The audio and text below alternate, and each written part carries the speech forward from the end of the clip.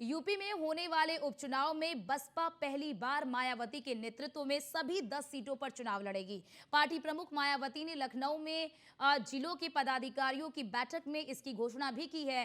Party ने 3 सीटों पर प्रत्याशी तय कर दिए हैं। हालांकि अभी इसका आधिकारिक ऐलान नहीं हुआ है। सूत्रों के मुताबिक कटेहरी से प्रतीक पांडे, फूलपुर से शिव बरन पासी और मझुआ से किसी ब्राह्मण उम्मीदवार को टिकट दिया गया है। अब सवाल ये कि उपचुनाव के रण में उतारा माया का हाथी किसकी मुश्किलें बढ़ाने वाला है, देखिए इस रिपोर्ट में।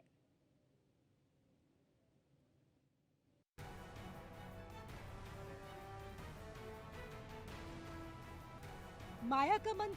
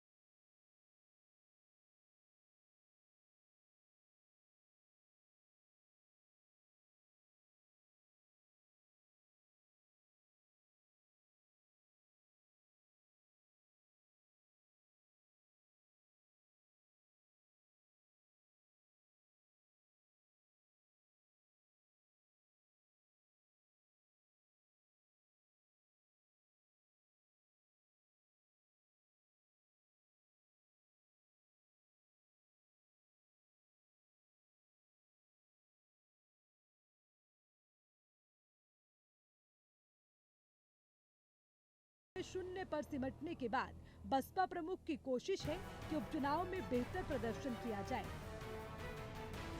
इसीलिए बसपा मैदान में उतर रही है।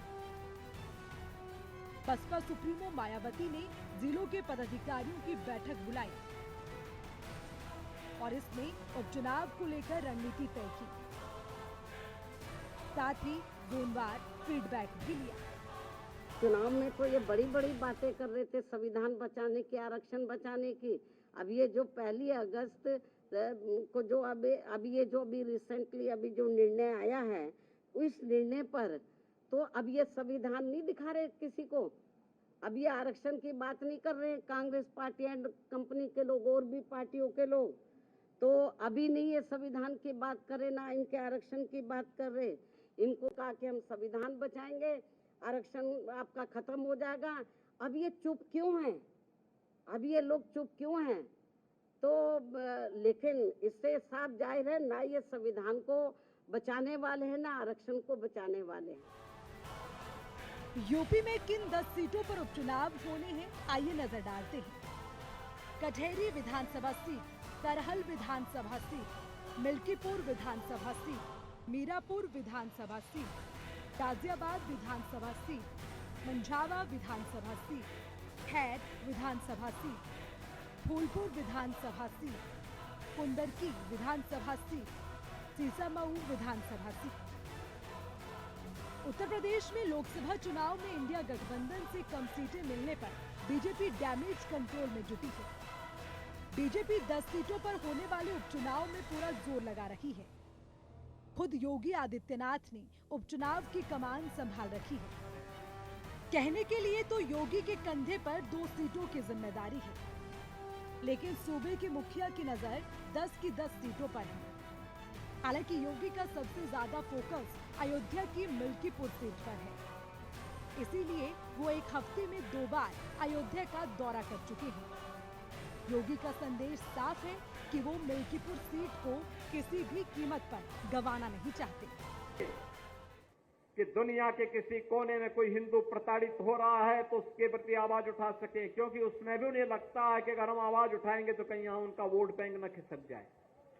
वोट बैंक भी जिनको दुनिया के अंदर होने वाले किसी अत्याचार में वोट बैंक दिखाई देता हो, वो आपके हितैषी कैसे हो सकते हैं? याद रखना, जो बांग्लादेश में हो रहा है, जो चर्चाएं हो रही थी अभी, वहां 90% जो हिंदू बचा है वह दलित समुदाय से है। और मैं इसीलिए कहना चाहूंगा, ये जो सबके मुंह सिले हुए हैं, इसलिए सिले हुए हैं क्योंकि इनके मालूम है कि बांग्लादेश को हिंदू उनका वोटर नहीं होगा। वह हिंदू है, ये हो सकता है उसकी गलती हो, लेकिन हम उसको गलती नहीं मानते, हम उसको मानते हैं उसका सौभाग्य है कि वो हिंदू है और उसकी रक्षा करना हम सबका दायित्व है। उसकी पीड़ा के साथ खड़ा होना हमारा दायित्व है। हमारे लिए वह हिंदू है, एक मानव है, एक मानव के नाते उसकी मानवता की रक्षा करना, उसके जीवन को संरक्षण देने के लिए एक आवाज उठाना, ये हमारा दायित्व है।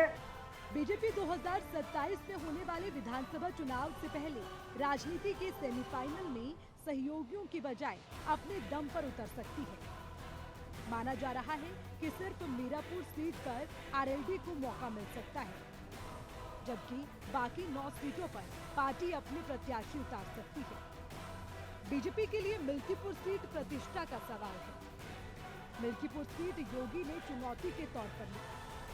अयोध्या में योगी ने संगठन की नब्ज समीकरण में फिट बैठने वाले कैंडिडेट पर नजर। सपा ने अयोध्या सीट जीतकर बड़े स्तर पर प्रचार किया। जय अखिलेश की जगह जय अवधेश के नारे लगने लगे। उपचुनाव में मुख्यमंत्री योगी आदित्यनाथ की साख दांव पर लगी हुई है। लोकसभा चुनाव में मिली हार के बाद उपचुनाव में सीएम योगी खुद ही हर मोर्चे पर लीड कर रही हैं। वो 10 सीटों पर कोई कोर कसर बाकी नहीं रखना चाहते। सीएम योगी मुख्य विपक्षी दल समाजवादी पार्टी की पीडीए पॉलिटिक्स की कारतूस ढूंढ ही रहे हैं। साथ ही ग्राउंड जीरो पर भी खुद उतर गए हैं। ऐसे में मुख्यमंत्री योगी आदित्यनाथ की मेहनत रंग लाएगी या फिर सपा की पीडीए पॉलिटिक्स फिर चल जाएगी। Bureau report, news 1 India.